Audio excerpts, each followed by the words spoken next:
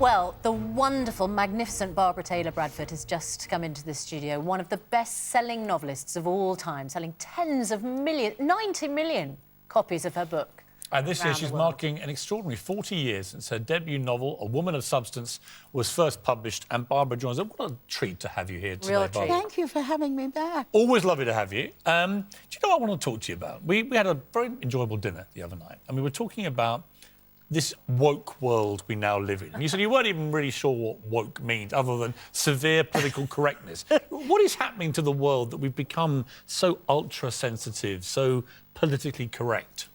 I don't know, but I think it's rather stupid. I am not politically correct. And as I said to someone recently, you can print that. Why do we have to be politically correct? It's silly. Well, it's interesting you say that, because yesterday Piers made a criticism of one of the party leaders, Jo Swinson, who's the woman, of course, who leads the Liberal Democrats. And the criticism he used was the word bossy. Now, a lot of people take exception to that because they think bossy is a word that is only applied to women. You would never describe a man, for instance, as bossy, and therefore it's sexist. Do you think so? No, I don't think it's sexist. Well, where does it come from? It must come from boss. Yeah. Bossy. To boss someone around. You know, Bob always said to me, I didn't know, well, to other people, I didn't know I'd married the second Margaret Thatcher because I am bossy, but he was bossy. And this is your late husband, my late husband. Sadly died earlier this year, yeah. Yes, he died in July.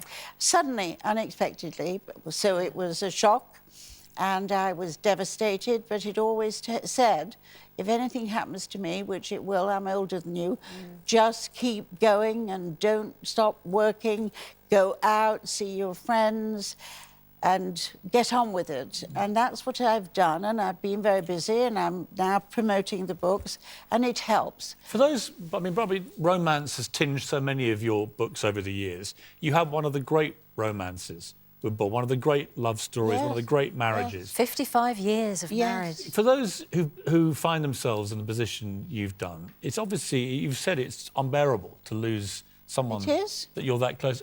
What is the most effective advice you can give to somebody for how to deal with it? Well, of course, you can't help bereavement if you loved him. And we had a wonderful marriage. We were still very close. Even after all those years, we were never bored, or we were always a team, really. He was very involved in my career. I think what I've just said, if you sit at home moping, you'll just fade away. I think you do have to make... It's an effort, because you really do want to sit and cry for quite a long time. And you miss a person who's been next to you for so long. It's like, I felt I'd had half of me taken away. But I think getting out, and I do believe in work. I've been working since I was 15 years old, and I really wouldn't know what to do. What did you do at 15? I was in a typist pool on the Yorkshire Evening Post, but I got myself into the reporter's room. You became the first woman's editor of a newspaper? Yes, at 18. Amazing. And came to Fleet Street when I was 20. What do you make of the whole Me Too movement, the way that has affected relationships, perhaps, between men and women in the workplace in particular? Well, I think it was good it came out, although being married to a movie producer, there'd always been jokes for years about the casting couch. But I now think it's gone a little bit too far. There's a lot of decent men out there who are now afraid to be alone with a woman. I've had a hip replacement, and what has cured me quickly, or healed me, is a lot of physical therapy.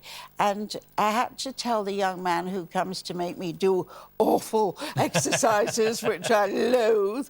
I usually like to sit and read a book in my spare time, not do this and whatever.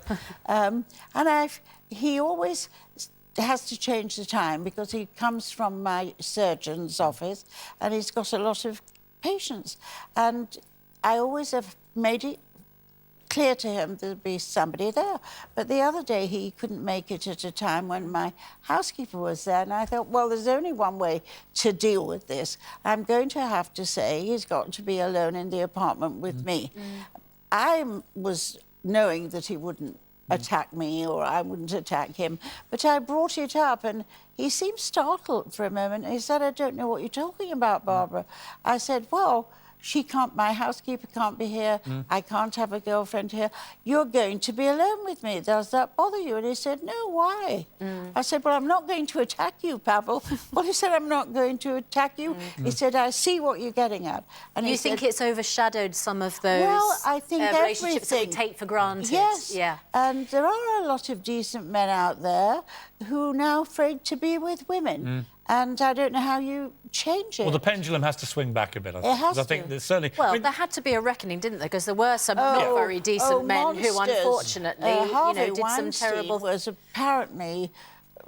Well, we know I said he's not good looking enough to be in one of my books last year. But tell us very quickly, Barbara, about the new book, In the Lion's Den. Yes. What's it about? It's the second book in the Falconer series, and it's about a young man called James Falconer who started life as what I call a barrow boy, but he actually worked at his father's stall in Camden Market. And it's Victorian, it's in the Victorian era. But he has great dreams of being a merchant prince. You might say he's the male Emma Hart. Got it. But Got it. And it's billed here as a glorious family saga for Downton Abbey fans. And there's the 40th anniversary, of course, of the book Made Your Name, A Woman of Substance. Can you believe it's still selling? Amazing. How many copies has that sold, A Woman of Substance? About 35 million. 35 million copies, one book? Yes. Oh, my God. Well, Taylor Bradford... Well, you are a woman of substance. An amazing story. From a typing pool to one of the greatest selling authors in history. An amazing story. Thank you. And what a pleasure to have you today. In the Lion's Den is your new book. Family can be a dangerous place, it says it. It certainly can. Barbara, lovely to see you. Thank you so much. Lovely to see you. Thank you. It's 4 minutes past 8.